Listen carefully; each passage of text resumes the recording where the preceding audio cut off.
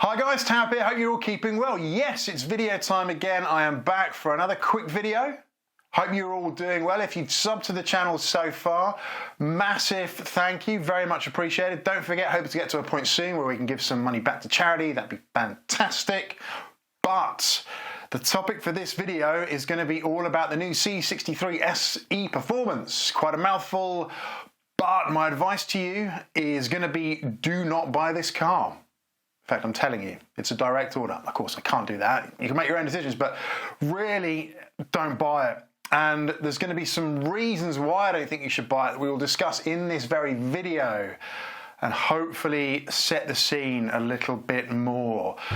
So, just to give you a bit of context, I have owned two C63 cars in my lifetime, the first of which the W204 and then the W205.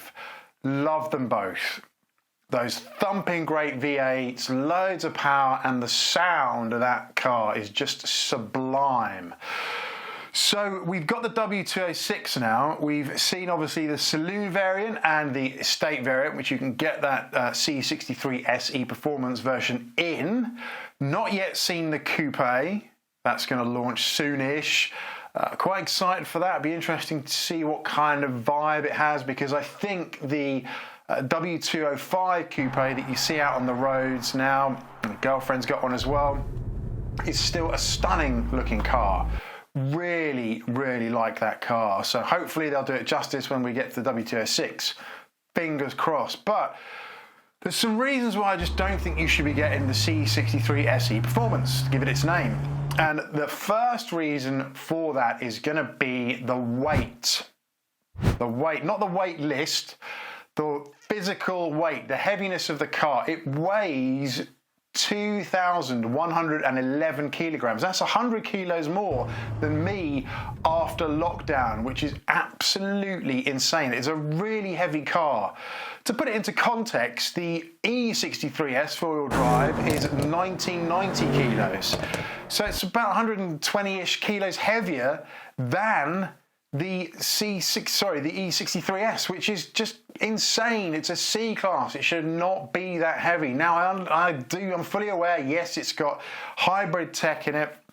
We've got a battery, I think a 6 kilowatt there or thereabouts is battery, and the motor, which obviously adds to the weight. But as soon as you've got a C-Class that weighs over 2 tons, I think something has gone drastically wrong. And yes, they've thrown a lot more power at it. It's got, I think, 680 brake and about 730 pound-foot of torque with the 4-pot and that electric motor combined. So it will move quickly, there's no doubt about it, but it just won't be a nimble car, I think. I could be proved wrong when we get out to drive this thing, but I think it's an offence to have any C-Class that weighs over 2 tons and more than that previous E-Class. Something's just gone very, very wrong indeed. So that's my first reason for not buying it, that huge weight, which is just crazy. And the second reason for not buying one is, of course, it doesn't have a V8. It doesn't have a V8. The C63S without that V8, which is what they were all about, if you ask me. Having a C63S without that V8 is like Hall without Oats, without Laurel without Hardy.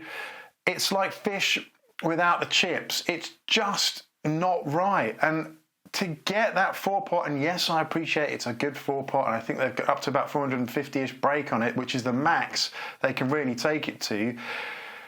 It just, honestly, a C63 is all about that V8, that sound, that feeling. That I guess it's probably about 80% of that car is that V8. For me, it was anyway. It's just phenomenal and just sounded fantastic. And really going to a 4-pot is just not tennis for me. Now, I appreciate we have to do the right thing for the environment, but I understand also there's no real reason for the techs at Mercedes to put that engine in the car, because they could have put a V8 in there. So this is kind of an experiment in hybrid powertrain delivery.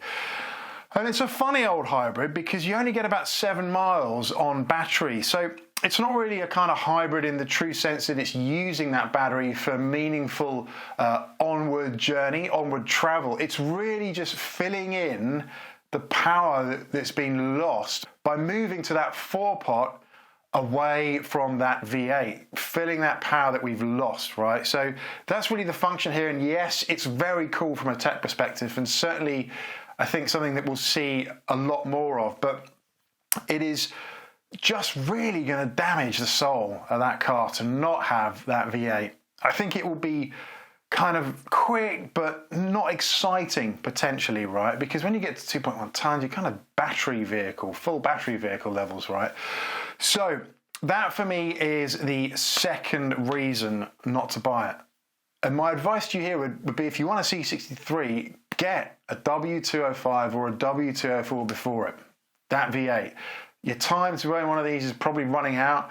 They're still going for pretty decent money. I don't think you'll lose much on them because they're fantastic cars, very sought after. So really, if you want to scratch that C63 itch, do not be putting your name down on the next C63E Performance. The third reason, which I don't think you should buy one, is because of the price. I think 90,000 Great British pounds for this car, right? So it's seriously taking it up into almost sort of Porsche territory, right? So are you really comfortable sort of paying £90,000 for a C-Class? It is a C-Class. No two ways about it.